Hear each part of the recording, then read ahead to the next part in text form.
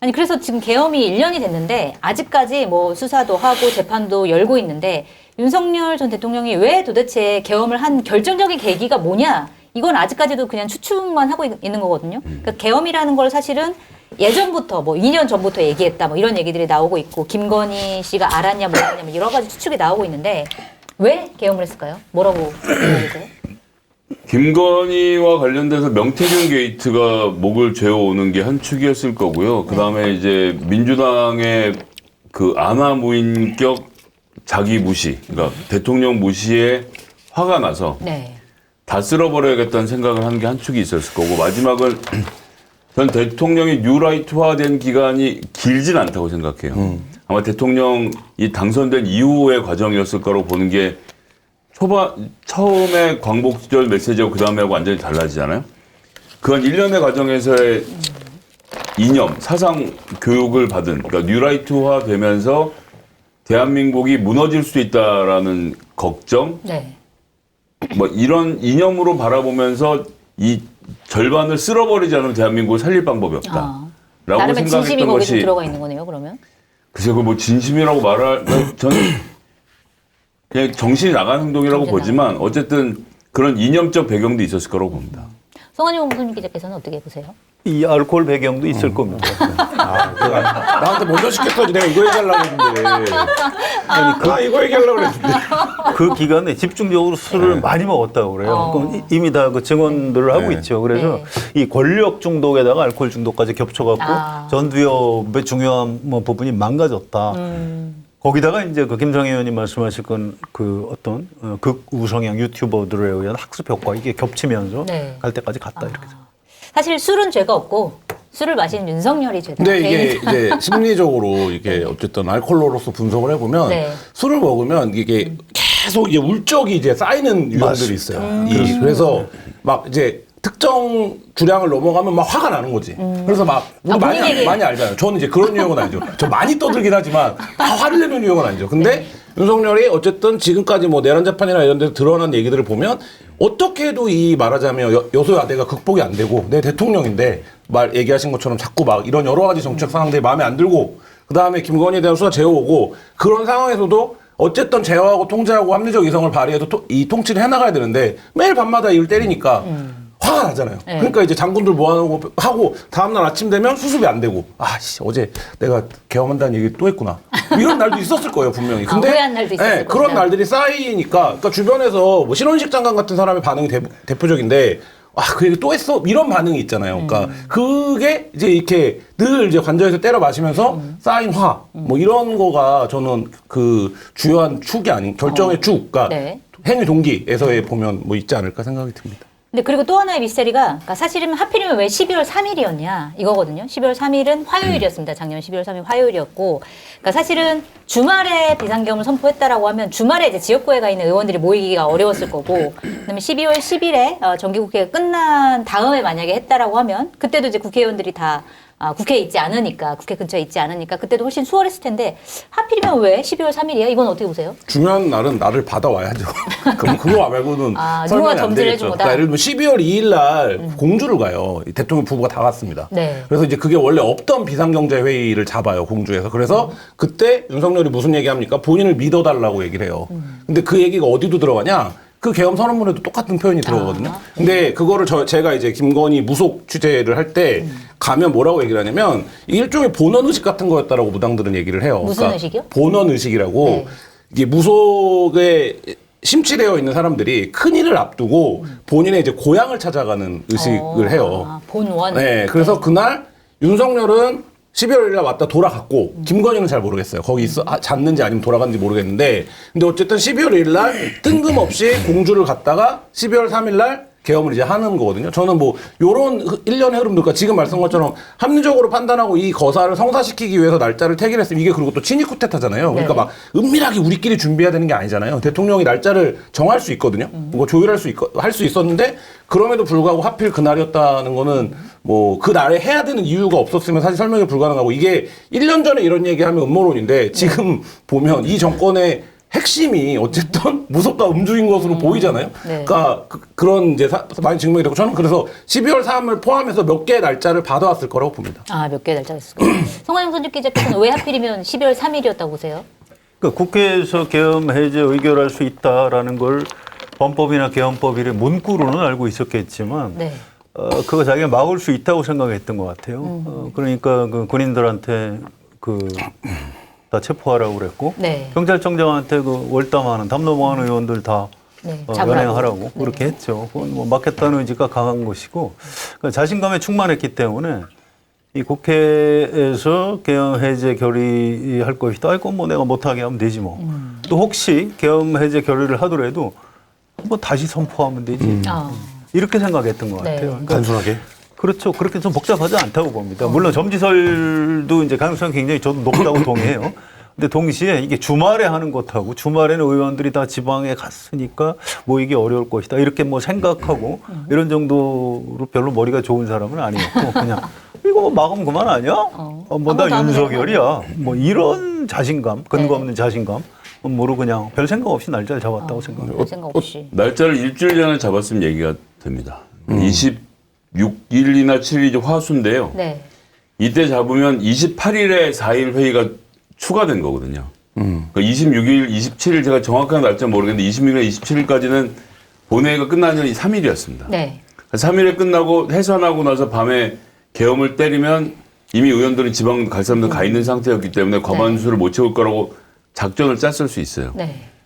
근데 보통 이제 이런 결행을 하면 최소한 일주일 정도의 준비 시간 필요하니까 그날째 디데이를 받아놓고 그 다음 날 4일 본회의가 추가가 된 거죠. 네. 그럼 이제 이걸 연기할 수 있느냐의 문제인데 그 동서고금을 막론하고 이 전쟁에서 날짜 뒤로 미룬 쿠데타는 성공한 적이 없습니다. 아하. 세거든요. 네. 그러니까 3일 그냥 강행한다 라고 작전을 세웠을 거라고 보고 전 그래서 이건 사실 제 주장은 아니고 우리 김민기 사무총장님이 군사 전문가로 해박을 계시잖아요. 네. 그분의 학설 중에 하나인데 네. 그 일주일 전에 일정을 잡았으면 3일이 합리적인 일정이었다. 4일 회의가 없었기 때문에. 네. 4일 회의가 있는데 3일을 잡았다라고 보기엔 제가 보기엔 좀 무리가 있고 어허. 그러니까 없었던 그 전주쯤 잡고 그 날짜에 그냥 결행한 게 아니겠느냐. 그러니까 4일이 본회의가 잡혀서 약간 실패할 수도 있겠는데 했지만 날짜 바꾸느니 그냥 해보자. 그 문제에 이렇게. 대해서는 성황 대기자님의 네. 해설이 정확하게 맞다고 생각합니다. 뭐 그러거나 말거나 우리가 한번 또 더 하면 경험하면 되니까. 되지. 네. 알겠습니다. 자, 그래서 계엄을 결국 막았고 여기까지 왔는데 계엄 이후에 그러면 한국 사회에 남은 것은 무엇이냐 이것도 좀 생각을 해봐야 될 것 같아요. 어제 중앙일보가 보도를 했는데 계엄 이후에 정치 양극화가 더 심해졌다라고 한 여론조사 결과를 보도를 했습니다. 자, 이게 한국갤럽에 지난달 28일부터 29일까지 성인 1,002명을 대상으로 조사를 했어요. 근데 계엄 이후에 정치적으로 더 양극화가 됐다라고 대답한 비율이 무려 77% 이렇게 나왔습니다. 자, 그렇다고 하면 김성애 의원님이 보시기에 자, 계엄 이후에 우리나라의 정치 지형, 유권자들이 갖고 있는 인식, 여기에 남긴 가장 큰 후유증 뭘까요? 저는 이제 양극화가 더 심해졌다라고 하는 것은 책임의 상당 부분 사법부에 있다고 생각합니다. 네. 그러니까 사법부가 이런 재판은 전광석화처럼 해야죠. 그러니까 뭘 엉터리로 하라는 건 아니지만 네. 위헌 판정도 났고 헌법재판소가 충분히 이유를 찾은 거 아닙니까? 그래서 헌법을 어겨서 군을 동원해서 죄송합니다. 군을 동원해서 헌법기관인 국회를 공격했다는 행위 자체만으로도 더 이상 설명할 필요가 없는 내란인 건데 네. 그럼 그 재판을 가급적 신속하게 빠른 속도로 진행해 갔으면 됐는데 제가 무슨 직위원 판사에게 개인 공격이나 욕을 하려는 게 아니라 이번이 좋은 기회인 것 같은데 구속이 되나 안 되나 한번 시험해볼까? 예를 들면 이런 자세 말이에요. 이 재판이 얼마나 엄중하고 지금 대한민국이 얼마나 위기에 있다는 것을 사법부가 생각한다면 네. 제가 뭐 전원을 다 잡아서 어떻게 뭐 청산, 싹쓸이를 얘기하는 게 아닙니다. 주요 범죄자들에 대해서 사법적으로 기강을 세우고 대법원 판결까지 쭉 결정해 가면서 이건 잘못한 일입니다. 라고 헌법재판소가 한번 판단한 것에 대해서 대법원이 마무리를 지어주면 네. 그런 주장을 하는 사람들의 숫자가 줄어들거든요. 그럼 양극화할 게 생길 게 없어요. 네. 제가 오늘 초등학교에 그 강사로 가서 네. 직업으로서의 국회의원에 대한 설명을 하는데 오늘 그거 하셨어요? 오늘 마침 12월 3일이니까 네. 이제 탄핵회가 나온 거예요. 네. 근데 한 학생이 묻더라고요. 이게 지금 내란이라고 할 만한 계엄이 문제였던 거냐. 네. 초등학교 6학년 때 그런 질문을 해요. 네. 대통령은 계엄을 선포할 수 있는 권한이 있는데 뭐 헌법재판소에는 심지어 뭐 하여튼 헌법재판소의 권위에 대해서 얘기하면서 계엄이 문제가 없었다는 식으로 초등학생까지 얘기하고 있거든요. 네. 근데 여기에 대해서 우리가 최소한의 우리나라의 심판이라고 불리는 헌법재판소와 대법원이 자 이건 내란 범죄가 맞아.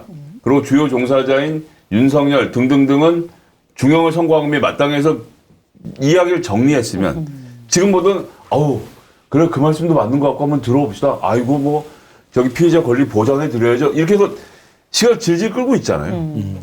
예, 이렇게 해서 사람들의 논란을 키우는 것은 네. 지금 역할을 해줘야 되는 사법부가 역할을 못 해주고 있다. 사법부는 독립적으로 판단하고 움직여야 되는 기관이지만 이 문제가 얼마나 국가적으로 위기 상황인지에 대한 판단이 저는 아니라고 봅니다.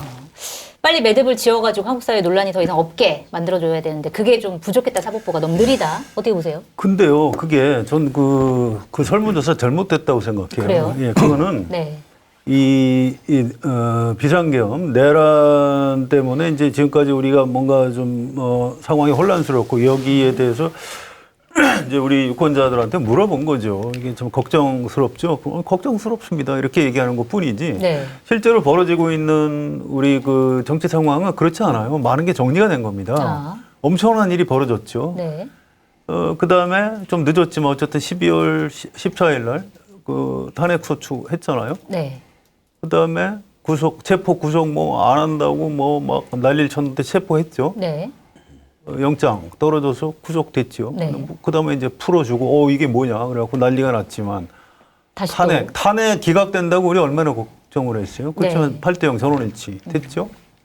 그 다음에 다시 재구속 특검 출범해서 재구속했고. 그러니까 이게 길게 보면 많은 게 정리가 된 겁니다. 6월 3일 대선 때 어떻게 됐어요? 이재명 후보가 얻은 득표율이 50%가 안 됐습니다. 49%. 네. 이 김문수 후보 찍은 사람들이 41%나 돼요. 사실은 놀라운 일이에요. 네, 굉장히 놀랐습니다. 계엄을 했는데도. 네. 그러니까 그만큼 이재명 후보가 별로 그렇게 절대적인 지지를 못 받은 사람인데 지금 국정 지지율이 훨씬 높아요. 네. 그 사람들이 이제 알게 된 겁니다. 이재명이 그렇게 아주 나쁜 정치인이 아니네. 잘 허네. 네. 이재명 안 찍은 사람들도 지금 그렇게 얘기하는 사람들이 꽤 있고. 김문수 후보 국민의힘 대선 그때 득표율이 얼마죠? 41%. 네, 그 지금 당 지지도가 얼마예요? 지금 20% 초반이에요. 네.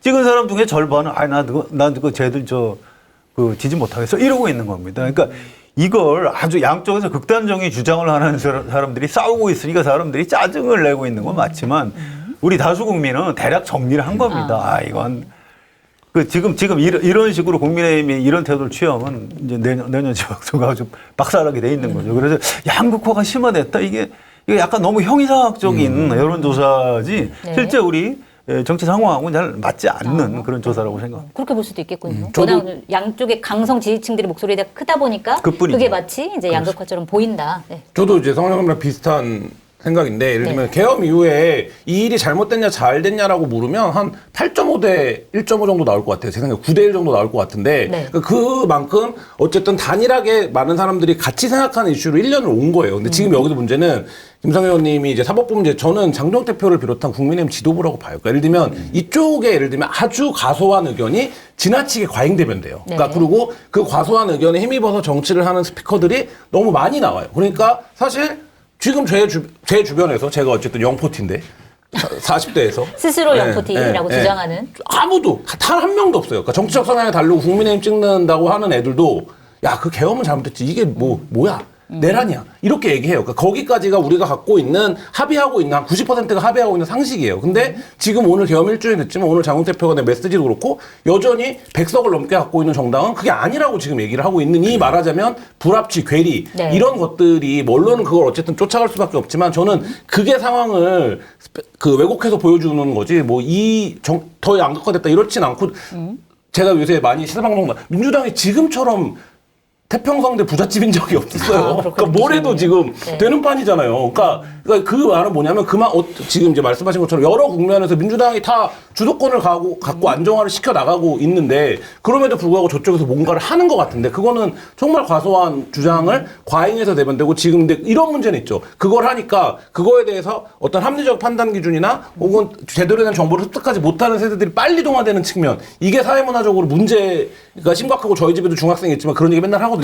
아주 그냥 걔 박살을 내주는데 뭐 그런 문제가 있지만 큰 틀에서 보면 사회 여론적인 지평에서 보면 저는 뭐 이렇게 양극화가 더 심해지고 이런 건 아닌 것 같다. 걔 박살 내주지 말고 잘 타일러야죠. 그러니까 아빠를 싫어하지. 안 싫어합니다. 되게 좋아합니다. 조심해야 됩니다. 사춘기 조심해야 돼요. 자, 알겠습니다. 자, 그리고 오늘 이재명 대통령이 12.3 1주기를 맞아서 빛의 혁명 1주년 대통령 대국민 특별 성명을 발표를 했습니다. 그리고 12월 3일을 국민주권의 날로 정해서 우리 국민의 위대한 용기와 행동을 기리겠다 이렇게 얘기를 했고 우리 국민이 평화적인 수단으로 불법 개혁을 물리친 것은 세계 민주주의 역사에 남을 사건이다. 우리 국민이 노벨 평화상을 받는다면 갈등과 분열로 흔들리는 모든 국가들에게 큰 전환점이 될 것이다. 이렇게 얘기를 했습니다. 자, 노벨 평화상 트럼프가 들으면 굉장히 기분 나빠요. 얘기인 것 같은데 이거 담아 어떻게 보셨어요? 검증된 상품을 인터넷 최저가보다 저렴하게 판매하고 있는 마켓하니 쇼핑몰에서 실꼬리돔이 94% 이상 함유된 어육이 70% 넘게 들어간 정말 쫄깃하고 탱글탱글한 핫바를 준비했습니다. 야채맛 5팩과 매운맛 5팩으로 구성된 총 10팩 세트가 12,900원 무료 배송입니다. 주문 방법은 유튜브 화면 좌측 하단을 클릭하시거나 포털에서 마켓하니를 검색하셔서 주문하시면 됩니다. 저는 대한민국 국민이 이러나 저러나 참 다 못나서 헤매고 있을 때 그래도 국민들이 중심을 잡아주셔서 이 나라가 여기까지 왔다는 사실만큼은 진보 보수할 것 없이 다 인정하지 않겠나. 네. 예, 그것이 높은 교육열 때문이든 아니면 남다른 애국심 때문이든 뭐라고 설명하기는 어렵지만 그래도 평균적인 국민들의 평균적인 생각이 굉장히 올바랐기 때문에 여기까지 왔다고 생각하고요. 네. 노벨 평화상이 아니라 노벨 만물상이라도 저는 드리고 싶은 마음입니다. 맞습니다. 근데 진짜 노벨 평화상 시민들이 타면은 이것도 되게 획기적인 일인 것 같다 이런 생각이 누가 들긴 받으러 해요. 가야 돼요? 김한 기자 현장에 있었으니까 대표로 좀 가실래요? 자격 시비가 있을 것 같은데.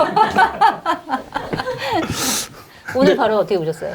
저는 그 생각을 했어요. 계엄 나고 나서 혼자 극장 가서 하얼빈이라는 영화를 보는데 하얼빈에서 이토히로 무비가 이렇게 읊조리는 대사가 있어요. 뭐 정확한 어디는 기억 안 나지만 뭐 조선이란 나라는 다 썩었고 문제인데 이 민중이 문제다. 이건 뭐 아무것도 받은 것도 없고 뭣도 없는데 늘 이 민중이 이제 걸림돌이었다. 뭐 이런 이제 대사를 하는데 네.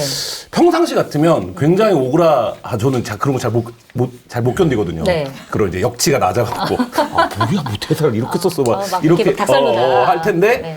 그 보는데 약간 그치 이렇게 나도 모르게 이제 동화와 납득이 되니까 그게 이제 계엄 이후의 상황이니까 봤을 때 그러니까 뭐 어쨌든 그 순간을 통과해 왔다. 그게 이제 여러 뭐 대통령도 그런 표현 썼던데 네. 여러 우연들이 겹치고 뭐 이런 것들을 근데 결국에 통과해 온 이 과정 자체에서는 뭐 저는 놀라웠고 그다음에 이제 그 이후에 펼쳐졌던 이제 응원봉을 들고 했던 과정들 그리고 네. 이제 뭐 맞아요. 키스스 시위대라고 불렸던 관저 앞에서 눈 왔을 때 그러니까 그런 거는 실제로 저도 이제 말하자면 뭐 현장에서 취재도 해보고 뭐 시위도 해보고 했던 경험이 있음에도 불구하고 볼 때마다 좀 경이롭고 감동적인 지점들이 있었던 게 그 과정이었던 것 같습니다. 맞아요. 그러니까 새삼 막 그때 1년 전에 그때 현장에 있었던 국민들 인터뷰한 기사들이 많이 나오잖아요. 그것만 봐도 1년이 지났는데도 막 눈물이 나오고 그 정도로 감동스러운 순간이었던 건 맞는 것 같습니다. 성환님 기자님 어떻게 보셨어요? 예, 김성 의원님 말씀이 100% 맞죠. 이게 우리 대한민국 국민이 주권자잖아요. 대한민국의 주권은 국민에게 있죠. 네. 헌법 1조 1항인가요? 그런데 실제로 가끔 떨쳐 일어납니다. 그 웬만한 건 정치인들한테 맡기다가 쟤들 도저히 안 되겠어. 그럼 직접 일어나요. 그게 이제 1960년에 4.19 혁명. 그게 이제 시민혁명이죠. 또 뭐 79년에 부마항쟁, 80년에 광주, 또 87년에 6월 항쟁부터는 뭐 다들 기억하실 테니까. 그런 겁니다. 이번에 윤석열 대통령 비상계엄에 맞서서 들고 일어난 것도 저는 일종의 시민혁명이라고 봅니다. 그래서 네.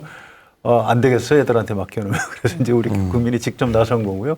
근데 놀라운 게 우리 시민들 국민이 직접 나섬으로써 헌정 질서가 무너진 적이 한 번도 없어요. 네. 단 한 번도 없습니다. 네. 우리 헌정 질서가 끊어진 건 쿠데타에 의해서 끊어집니다. 61년 5.16 쿠데타로 국회를 아예 그냥 없애버렸죠. 네. 그다음에 1972년 박정희 친일 쿠데타 때도 국회가 없어집니다. 법정이. 그리고 뭐 국가 재건 국가 비상국무회의인가 뭐 굉장히 특이한 이름이 국회를 대신합니다. 네. 또 전두환 1980년에 국가보위입법회의가 국회를 대신해요. 그때 쿠데타 세력이 헌정 질서를 중단시킨 거지. 대한민국 국민은 항상 무너진 헌정 질서를 바로 세우는 역할을 한 분들입니다. 그래서 네. 이번 저도 사실 지난 1년 동안 우리 국민이 그런 점에서 참 굉장히 위대하다. 뭐 이 점에 대해서는 저도 100% 공감합니다. 네.